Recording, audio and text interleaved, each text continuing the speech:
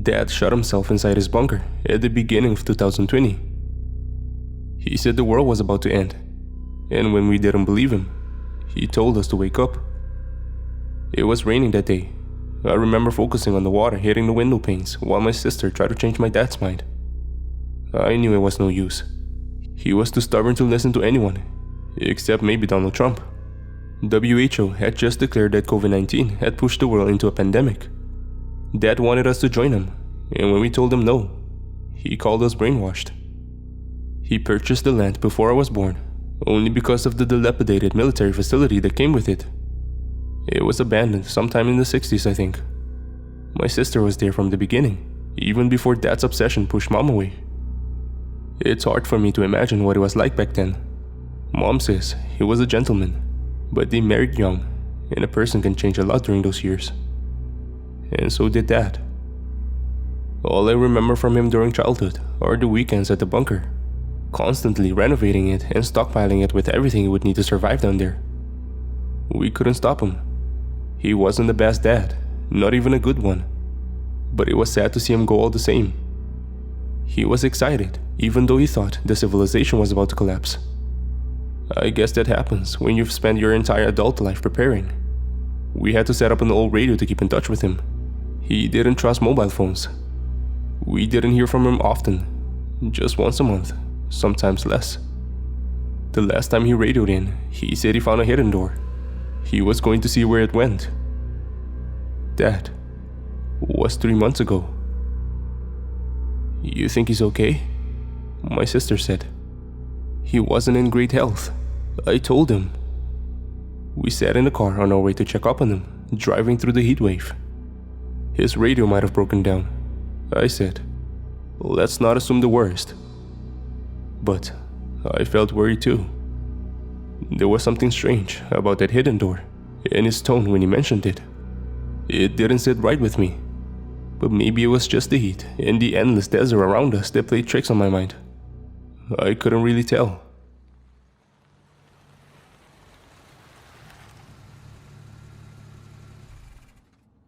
It was dark when we arrived. Dad's truck stood where he had left it, beneath some tarp that blew in the chilly sand carrying wind. We turned on our flashlights and walked to the cliff above the bunker. The steel door was made to withstand a nuclear blast. Luckily, I owned the only spare key in existence. Before I used it, I banged on the door as hard as I could and yelled for Dad. I worried he would mistake us for intruders and shoot us. If he was confused, and if it was dark, it was a real possibility. I banged again and yelled at the top of my lungs. Dad, are you there? It's me, Josh. Evelyn is here as well. I don't think he can hear you, Evelyn said. I nodded. Dad, I'm going to open the door now. I was 17 the last time I was here. Back then, it was the Muslims that were going to end civilization as we knew it. Before that, it was the Russians. Now, it was China. There was always something threatening his beloved freedom. And yet, he was never truly free. My sister put her hand on my wrist just as I was about to unlock the door. You know, she said, maybe we should just call the authorities after all. And no, I said, he'll fight them. I unlocked the heavy door. A rancid smell escaped the darkness inside. It was the odor of death.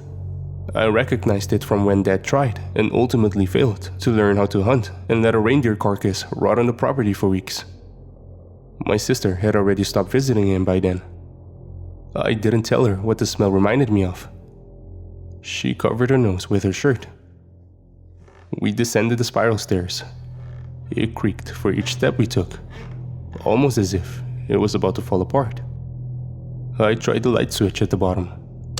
The click echoed throughout the long corridor leading to the living area. Nothing happened. I realized that the batteries, which he charged by the use of an old exercise bike, were dead. That meant he was most likely dead as well. The generator could be broken, I said. But maybe you should wait back here, just in case, you know. I pointed my flashlight in front of me. The light was too weak to reach the end of the corridor. On the way here, I had felt ready. I felt sad. The kind of empty sadness you feel after the death of a parent that was never any good. But I didn't feel worried. Now, on the other hand, while staring in the dark corridor that I used to run through as a kid, I was afraid. The fear reminded me of how my childhood night terrors used to start. They always crept up on me in the darkness, grew with the grotesque shadows on my bedroom ceiling. "I'm not letting you go in there alone," Evelyn said. We stayed together. We walked into the darkness. The foul smell intensified for every step we took. And so did my heartbeat. I was glad my sister didn't stay behind. The bunker seemed so much smaller than I remembered it, much more cramped. The asymmetry between my memories and reality made everything feel off somehow, just as if the bunker was merely a model of the real thing. But it wasn't. I had just grown up. The Confederate flag greeted us at the end of the corridor. It hung on the concrete wall. It looked pale in the hot spot of the flashlight, almost like a phantom. And of course, in many ways, it was. A ghost from a long time ago, or perhaps a corpse brought back to life. An abomination. It reminded me of my dad more than anything else. You have to be seriously confused to praise freedom as much as that and hang that symbol of lesser freedom in the world on your wall, Evelyn said. He wanted to protect his freedom so much that he built a prison for himself. I removed the light from the flag, leaving only darkness. You bet he was confused. We entered the main chamber. It was overfilled with litter and clutter. Empty cans, both the food and beer kinds, lay scattered across the sticky floor. We had to take large steps not to step on any of the trash. That's weird. Evelyn pointed her flashlight at the small dining table. Look. My hair stood up on my neck before I even realized what she meant. The table was set for 3 people. I didn't say anything for a moment, trying to process what I was seeing. And just when I was about to speak, my sister interrupted me. Who the fuck was here with him? We don't know, I began. He might have left the old plates on the table and... A sound of something falling to the ground came from one of the other rooms further into the bunker. I pointed my light in its direction, but couldn't see what made it. Dad? I yelled. It's me, Josh. You there? No response. I'm afraid, Evelyn whispered. Something isn't right. I only vaguely heard what she said. My focus was on something else. Something on the wall on the other end of the room. That's not supposed to be there. I slowly walked toward it. That must have been what he talked about over the radio.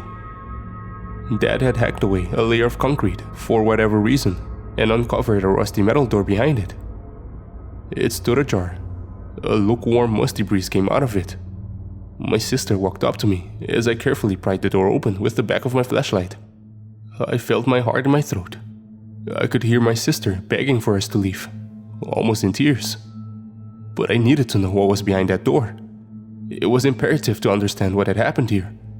I needed to know. I needed closure. What in heaven's name?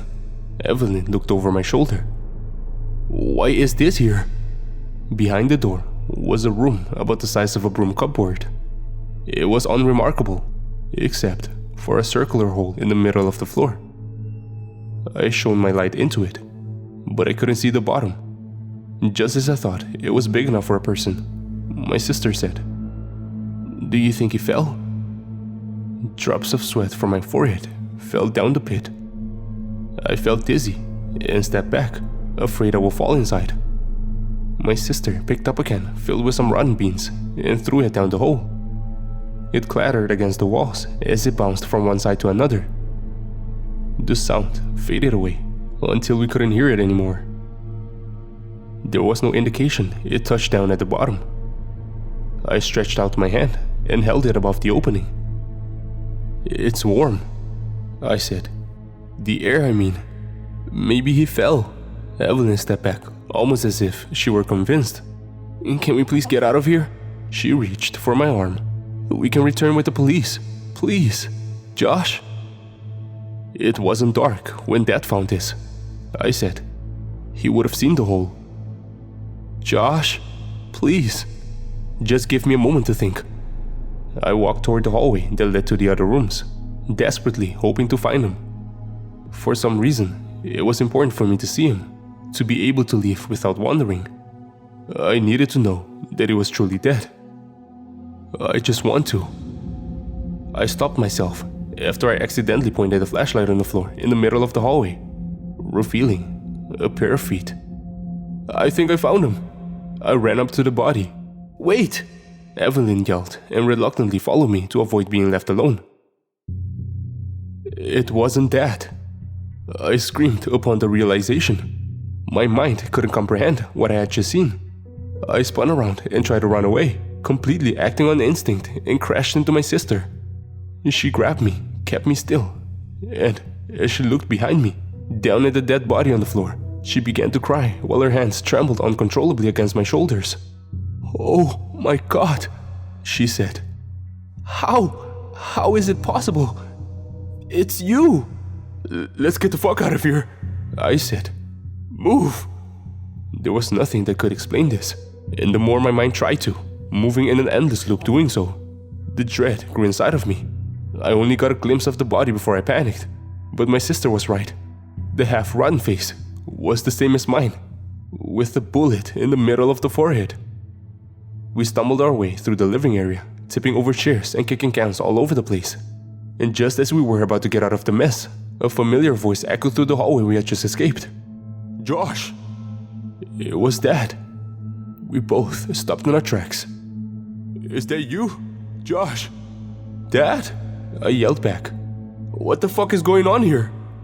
"Don't worry." It sounded like he was at the other end of the bunker, possibly inside the storeroom. "I killed the son of a bitch, put a bullet right between his eyes." "Come out from there," I yelled. "We have to leave. It's not safe here." Silence. "Something is wrong," Evelyn said. "I don't think..." "Dad!" I yelled. "Come out!" "I can't move," Dad said. "I'm stuck under a shelf. I'll need your help, son." I turned to my sister. "Go back up. I'll get that old bastard out of here. We'll be right behind you, okay?" "Think, Josh," Evelyn begged. "You think he's been stuck under a shelf for..." I should have listened, but even after what we had just seen, I just couldn't bring myself to even consider something as outlandish as what my sister was suggesting. It was simply too far-fetched, too unbelievable to penetrate all my layers of presumptions about reality. It couldn't be. It just couldn't. Hence, I ran back to the hallway, yelling for my sister to get back up to the surface and wait for us there. "I'm coming, Dad!" I only slowed down to carefully step over the corpse that bore my face. Perhaps, I thought, it was just a coincidence. A burglar that just happened to look like me. After all, the face had begun to rot. It wasn't obviously me. I felt stupid, and I almost convinced myself that it was just my childhood fear of the dark coming back to life down here. And then, just as I was about to walk past a small composting toilet that stood inside a small room at the end of the hallway, I stopped. Shivers spread across my entire body, paralyzing me. Dad sat on the toilet. His gun still hung from his trigger finger, and his brain was splattered across the wall behind him. He had his journal in his lap, covered in blood. "Josh!" Dad yelled from the darkness. "Help me!" I was frozen in place, both by fear and confusion, unable to make any decisions. "Come on, Josh!" Dad kept yelling. "I need your help, son." My mind was racing. There was no way of knowing who was who. When I heard Dad's voice yelling for help while watching his dead body, nothing but absolute terror reverberated inside of me. I slowly reached for the journal in Dad's lap and grabbed it, hoping it would shed some light on the situation. I was just about to open it when my sister screamed. I ran back, this time jumping over my doppelganger's body, and found her looking at something at the corner of the main chamber. "I told you to," I said, but changed my mind. Are you okay? What happened? It's... She cried. It's me. Crawled up in the corner was her naked, dead body. Her head had been twisted in such a way that the neck had been broken. There's something seriously wicked going on here, I said. Dad shot himself in the head a long time ago by the looks of it. And yet, he keeps yelling for help. Let's get back to the car, now. We drove away from the bunker as fast as we could, leaving whatever was still alive down there yelling for help. My sister insisted on staying at my place for a few days. I didn't mind having her around. We shared an experience no one else could relate to, and we needed each other to overcome the trauma. It took a day for me to build up the courage to open Dad's journal. It began with his usual deranged conspiracy theories. I flipped past them. At the end, he had only made short notes. Found a hidden door. Deep pit, possible the remains of some old black project. Evelyn and Josh woke me up. A surprise visit. Didn't hear them enter. Strange. Had dinner with them. Something seems off. It isn't them. They try to make me. God, help me. It isn't them. I shot the son of a bitch right between the eyes. Hiding in the bathroom now. This will probably be my last entry. God forgive me. Chills went down my spine as I read the last entry on the blood-drenched page. I never got to the other one. She's still out there somewhere. I only got one bullet left. I won't allow her to do that abhorrent thing to me. Forgive me. My sister has been cooking for hours. Josh? She just called for me from the kitchen. Come here. I want to show you something.